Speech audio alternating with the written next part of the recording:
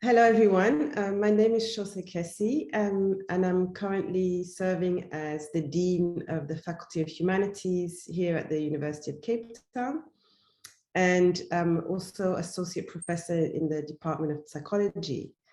And when the SSRC asked me to speak about this topic, it resonates so much with me, given the history of our institution in the context of Rhodes Must Fall, but also my own work in transformation issues.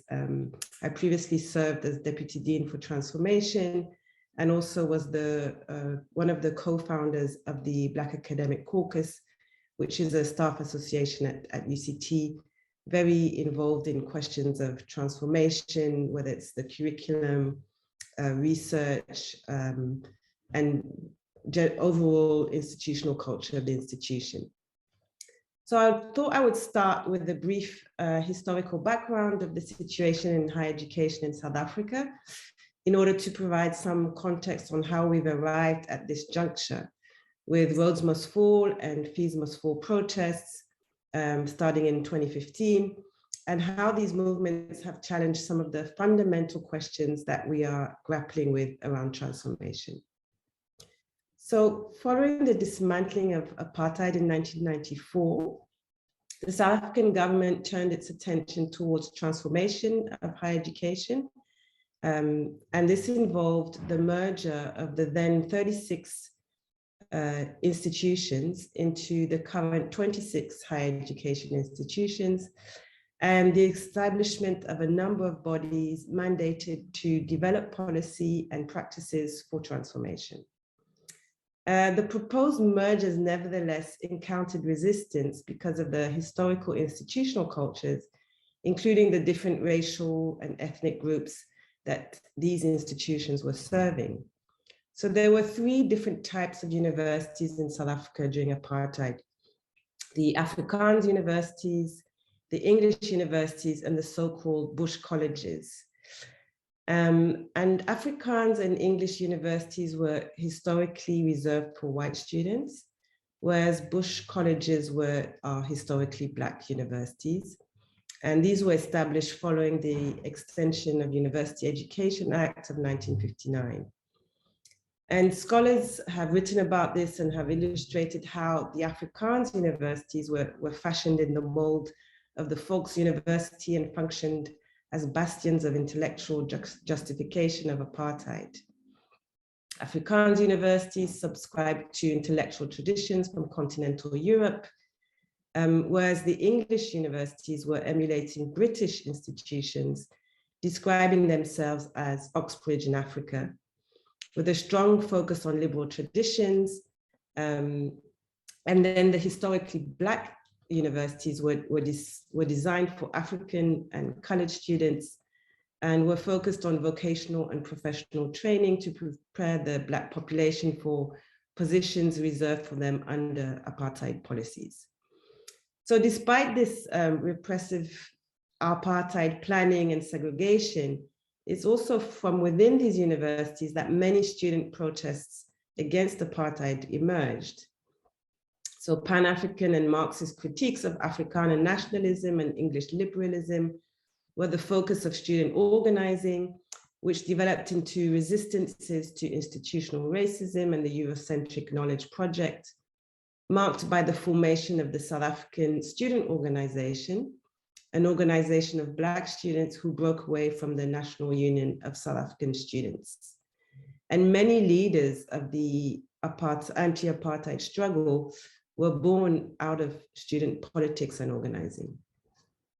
So in recent context, student resistance and protests have reemerged through the Fallist movements, starting with Rhodes Must Fall at UCT and followed by Fees Must Fall, that led to a national shutdown of universities in 2015. And these movements were calling for free decolonized education.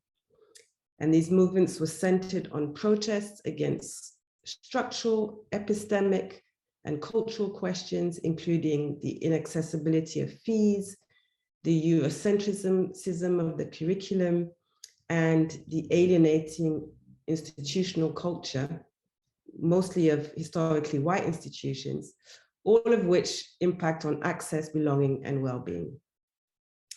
So these demonstrations have continued in more sporadic forms since 2015, with the latest protests occurring earlier this year in March, calling for free education and for universities to write off students' historical debt.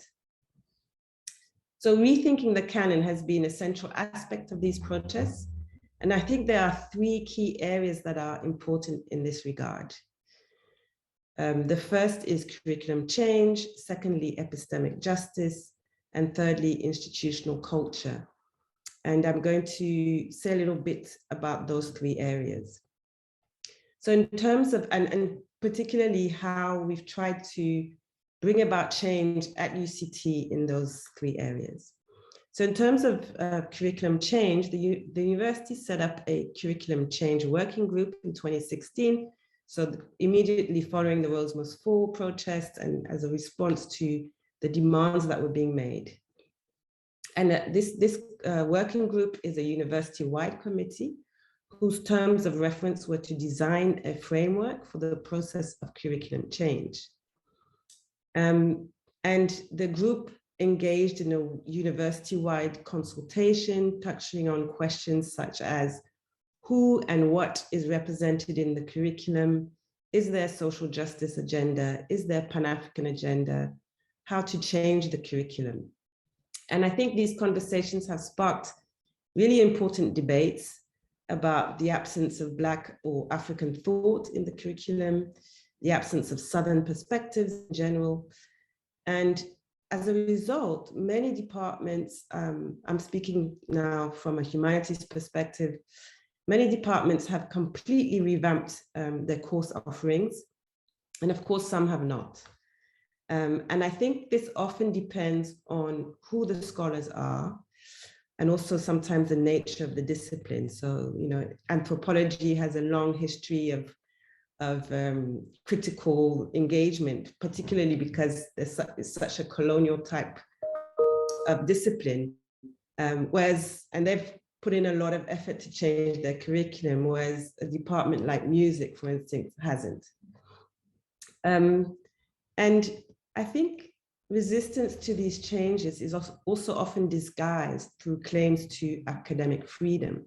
So it's not an easy process. It challenges people's beliefs and their position, what they've been used to teaching. And I think from my experience, it's also something that can't be imposed if it's going to be effective.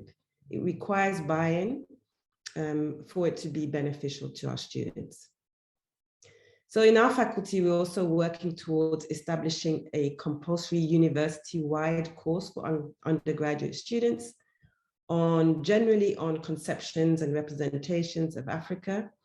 And the orientation of this course is really from a critical humanities perspective. And I think with this it's one example that could go a long way into giving students some basic understandings on their location, the legacies of colonization, and build an African-centered orientation to the curriculum and to understanding the world. The second area, epistemic justice, is also related to this. So how is Africa and how are Africans represented in our teaching and our research? And there have been a number of research publications recently that have been widely contested in South Africa and maybe internationally. Just to give you some examples, we had a piece from psychologists from the University of Stellenbosch who wrote a piece looking at making correlations between colored women and low cognitive functioning. So this kind of racialized research, which is very problematic. I think it's very widespread. It's not just here, it's across the world. But nowadays, what's interesting is that these types of studies are coming under increasing criticism. We also had a case recently at UCT where a scholar used racist and reductionist explanations to why Black students do not choose the biological sciences. And this was a paper that was published in one of the prominent scientific journals. So I think these types of studies are still widespread and need to be challenged. We need to move away from scientific assumptions of objectivity and neutrality, and how we conduct research is hugely important. And I think, again, this is an area that's really difficult to address, but we have in recent years, especially following these experiences, we've included such conversations in ethics committees, for example. And then the last area I wanted to touch on is institutional culture. This is such a broad term, but I'll try and be a little bit more specific about what I mean. So in terms of institutional culture, South African higher education in its transformation process has mostly focused on demographic changes in the student body. And that has been fairly successful. And in order to do this, historically white institutions adopted affirmative action policies and what they call academic rehabilitation programs or extended degree programs, which are 4-year undergraduate degree programs instead of the usual 3-year programs. And they include foundation courses in quantitative and language literacy. At UCT, for example, the affirmative action policy until 2016 used race as a proxy for disadvantage. So, and the rationale for this was that Black students in the main were graduating from under-resourced high schools as a result of apartheid spatial policies. So the policy was therefore aimed at leveling the playing field and giving Black students a fair chance of access into historically white institutions. But transformation in the staff profiles has been much slower. Despite national employment equity policies, only 20% of academics in historically white institutions are Black, and a very small percentage of these academics are full professors. And this is partly the result of structural challenges, such as the lack of qualified Black scholars in early post-apartheid years, the lack of flexibility in employment practices, but also discriminatory employment practices. And I think there's a growing literature on the experiences of Black scholars in higher education in South Africa that speaks to the visible and less visible forms of institutional racism that prevail. And these occur in employment practices, but also in everyday form of exclusion and marginalization, in access to research awards and resources, the overburdening of junior Black scholars with heavy undergraduate teaching loads, and other practices that restrict possibilities for growth and promotion. In recent years, several programs at UCT and nationally focused on the development of Black scholars. These have been instituted in response to these challenges. But it's a very slow change, because to get to professor level requires time, especially in an environment where academics are employed on a permanent basis. So it's a very slow changing environment. In addition to demographics and employment practices, institutional culture also includes symbols and artifacts displayed on campus. So starting with Cecil John Rhodes, World's Most Forced students have demanded more rapid changes in the artworks displayed on campus and renaming of buildings. And this work is ongoing at UCT and has had several successes, such as the fall of the statue and the renaming of our main hall to the Sarah Bartman Hall a couple of years ago. And the university has a Works of Arts committee whose membership has now changed and is now much more effective.